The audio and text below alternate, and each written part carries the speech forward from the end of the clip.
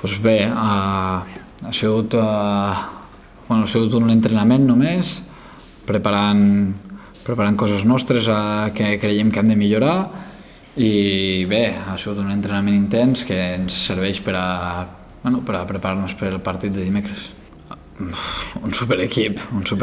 La veritat és que a més han canviat l'entrenador, no? I tampoc pots analitzar-ho amb molt detall, però sí que és cert que se nota que aquell equip ha fet un clic, no? I l'altre dia van jugar molt bé contra el Villarrobledo, i si vas a mirar jugador per jugador ja es veu, no? Que és un equip amb molt talent, amb molt físic. També t'he de dir que crec que tal com els veus a ells, veus que potser ens poden fer mal en algunes zones, i crec que el nostre estil de joc tampoc els beneficia amb ells, no? I crec que serà un partit on s'haurà estat concentrat 40 minuts i els petits detalls potser marquen la diferència.